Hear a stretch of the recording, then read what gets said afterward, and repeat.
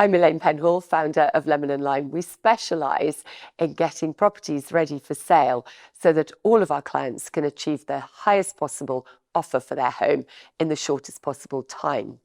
There are a series of questions that I get asked very frequently, and we've decided to put together some short video clips to help answer those. I'm sure you'll have more questions when you've watched these. Please feel free to get in touch either by phone or by email. So Elaine, what type of properties do you think are ideal for staging? In my experience, most properties benefit from staging before coming to market.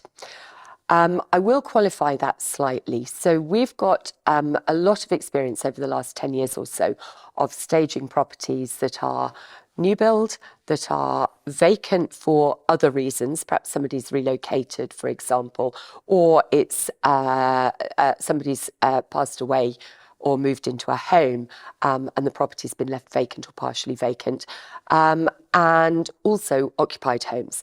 And as a business, we stage all of those and have great success in staging all of those.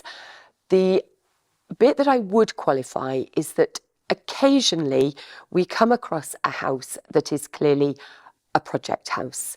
And a project house is one that you would describe as needing significant structural repair or maintenance or complete gutting inside, for example. Now, they have a different type of buyer in general. They would generally attract more of an investor market and are probably being priced accordingly. So those are things that we wouldn't touch unless the seller has an appetite for doing the renovation. Of course, we can get the renovation done, but there would also then have to be the uplift in the resale value once the renovation's done. So there's a lot of kind of number crunching to be done in that scenario. So generally, those are ones that we wouldn't stage. We'll then separate out the other types of property. So the vacant are a pretty quick fix in terms of staging. The difficulty with trying to sell, as you'll know, Martyn, as a vacant property is one, you can't tell how big the rooms are from the photographs. The photographs of every vacant property look the same on Rightmove. It doesn't matter whether it's a £2 million house or a £200,000 house. Very, very often they look the same if they're vacant. Some of the rooms might look a bit bigger on the £2 million house, but actually it's quite hard if you take them completely out of context to differentiate if they're vacant. You can't tell sizes of room. And so putting furniture into those rooms does two things. First of all, it gives a sense of scale, how much furniture can go in, whether you can get a bed, a wardrobe, a dressing table, a chest of drawers, or whether you can simply squish a bed in and a couple of bedside tables and you're done. It gives a real good sense of scale. And then secondly, as we know, in the modern kind of world where everything is being sold online, everything, except houses generally, is being marketed absolutely to the nth degree, then people that come to see houses, they want to fall in love, they want to be inspired, they want to find something that's better than what they're living already, the house that they're living in already, and they really want to see themselves in that house.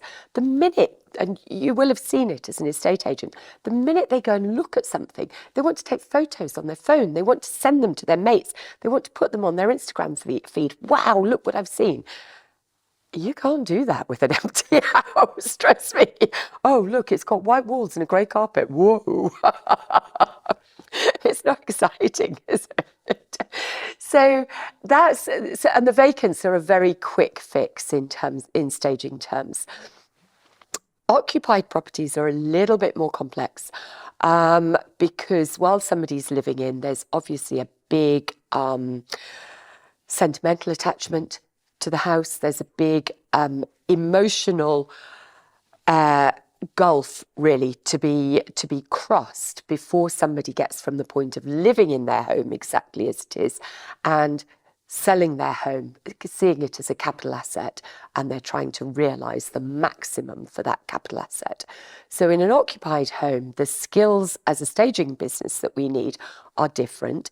It's much more about emotional intelligence, it's much more about working with the client, it's much more about a kind of a process of decluttering, helping them to get ready for a move, and then at the last minute almost styling ready for sale. Now that might be with using the owner's existing furniture, accessories, artwork and so on. In general, we'll work with their existing as far as possible because it helps with budgets, and then bring in maybe a stunning piece of artwork that's really going to set off the space, or nice lamps or new soft furnishings. Everybody's cushions are flat because they've sat on them, you know. So we might bring in fresh cushions and some throws and things that really zhuzh up the house in an occupied home. So whether it's occupied or vacant, staging is absolutely relevant. We've got great case studies of both types of properties selling for far more money once they've been staged than pre-staging. Often houses that have been on the market without staging then were staged and then brought back to the market and have sold significantly better. But it is absolutely relevant to both types. Hope you found that helpful. If you'd like some more information, please feel free to get in touch. Follow us on our social media channels, pick up the phone or pop me an email.